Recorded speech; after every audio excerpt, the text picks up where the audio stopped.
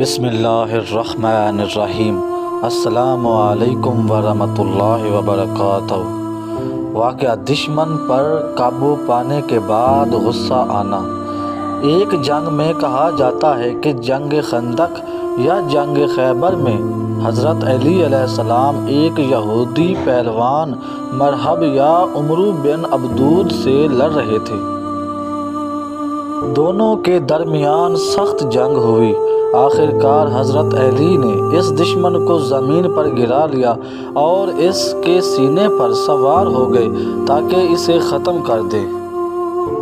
اسی لمحے میں دشمن نے حضرت علی کے چہرے پر تھوک دیا۔ یہ لمحہ ایسا تھا کہ ایک عام انسان غصے میں فوراً بدلہ لیتا ہے، مگر حضرت علی علیہ السلام فوراً پیچھے ہٹ گئے اور اسے قتل نہ کیا۔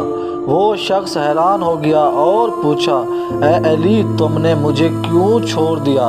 حضرت علی نے جواب دیا، میں تمہیں اللہ کے لیے مار رہا تھا، لیکن جب تم نے میرے چہرے پر تھوکا تو میرا نفس ناراض ہوا۔ مجھے ڈر ہوا کہ اگر اب میں تمہیں مار دوں تو وہ عمل خالص اللہ کے لیے نہ ہوگا بلکہ میرے ذاتی غصے کی آمیزش ہوگی، اسی لیے میں نے رکنا بہتر سمجھا۔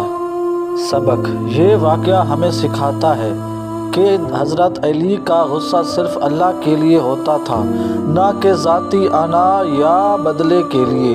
ان کی عدل پسندی اور نفس پر قابو کی مثال دنیا میں بے مثال ہے۔